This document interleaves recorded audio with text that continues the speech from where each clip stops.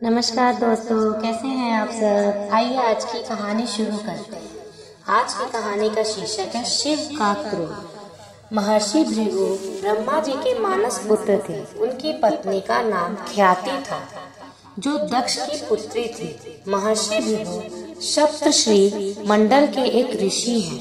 सावन और भाद्रपद में वे भगवान सूर्य के रथ पर सवार रहते थे।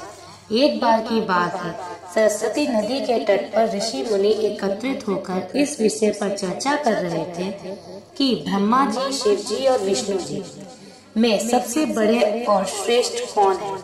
इसका कोई निष्कर्ष न निकलता देख उन्होंने त्रिदेवों की परीक्षा लेने का निश्चय किया और ब्रह्मा जी के मानस पुत्र महर्षि भृगु को इस कार्य के लिए नियुक्त किया।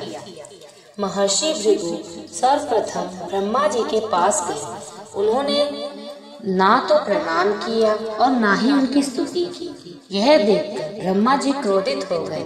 क्रोध की अधिकता से उनका मुख लाल हो गया, आंखों में अंगारे दहकने लगे। लेकिन यह सोचकर कि ये उनके पुत्र हैं, उन्होंने हृदय में उठे क्रोध के आवेग को विवेक बुद्धि में दबा लिया।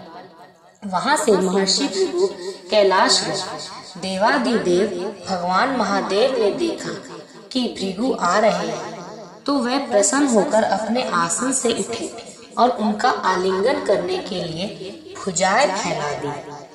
किंतु उनकी परीक्षा लेने के लिए भृगु मुनि उनका आलिंगन अस्वीकार करते हुए, भोले महादेव, आप सदा वेदों और धर्म की मर्यादा का उल्लंघन करते हैं।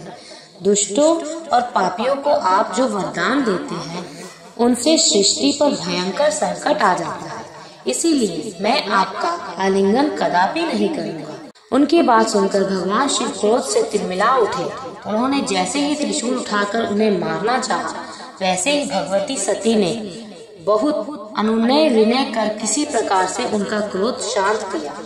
इसके बाद भृगु मुनि वैकुंठ लोक गए।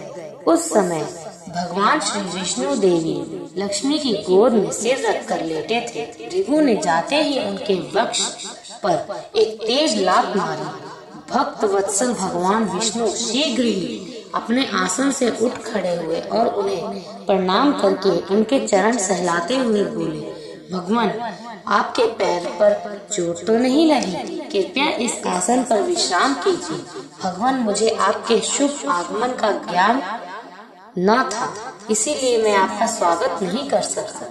आपके चरणों का स्पर्श तीर्थों को पवित्र करने वाला है। आपके चरणों के स्पर्श से आज मैं धन्य हो गया। भगवान विष्णु का ये प्रेम व्यवहार देखकर महर्षि भृगु की आंखों में आंसू बहने लगे।